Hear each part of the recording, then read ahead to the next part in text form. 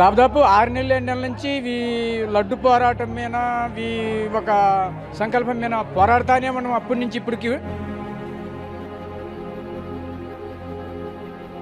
ఎవరైతే చేశారో తప్పు వాళ్ళకి శిక్ష పడాలని మా కోరిక. మీరు తప్పు చేశారని వెంకటేశ్వర స్వామి శిక్షించినట్టుగా మాకు పెబ్లిగా అర్థమవుతుంది. ఈ రోజు లడ్డు కల్తీ మీద బోమన గాని, తర్వాత సుబ్బారెడ్డి గాని, వీళ్ళెవ్వరూ కూడా జగన్మోహన్ రెడ్డి గాని వాళ్ళలో ఇప్పటి వరకు కూడా వాళ్ళలో చలనం లేదు, వాళ్ళలో మార్పు అనేది లేదు. మేము తప్పు చేసాము అనేది వాళ్ళలో కనిపించట్లేదు.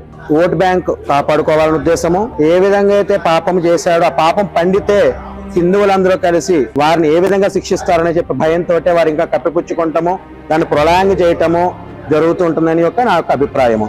హిందూ ధర్మానుసారముగా లడ్డూల్లో కల్తీ ప్రభావం అనేటువంటిది మంచిది కాదు.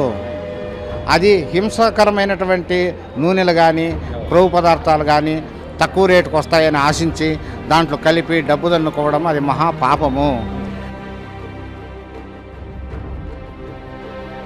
కరుణాకర్ రెడ్డి ప్రెస్ మీట్ పెట్టి మా కింద స్థాయి ఉద్యోగులు తప్పు చేశారు, అధికారులు మాకేంటి సంబంధం అన్నాడు. ఆయన ఒప్పుకున్నాడు. ఆయన క్రింద స్థాయి అధికారుల వల్ల కల్తీ జరిగింది, మాకు సంబంధం లేదన్నాడు.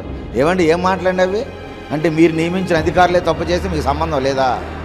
అదే తొక్కిసలాట, తిరుమలలో తొక్కిసలాట అయ్యి వైకుంఠ ఏకాదశి 6 చనిపోతే మొత్తం ముఖ్యమంత్రి రాజీనామా చేసేయాలి, టీటీడీ చైర్మన్ రాజీనామా చేసి టీటీడీ బోర్డు రద్దు చేసేయాలా? అంటే మీకు ఒక న్యాయం, బయట వాళ్ళకు ఒక న్యాయమా? కాబట్టి ఇదంతా కూడా మూర్ఖపు ఆలోచనలండి. వీళ్ళన్నీ కూడా రాక్షస ప్రవృత్తి. వీళ్ళకి ఒప్పుకోరు, తప్పు జరిగినా ఒప్పుకోరు, పదే పదే దాన్ని సమర్థిస్తూ తప్పు మీద తప్పు చేస్తూ ఉంటారు.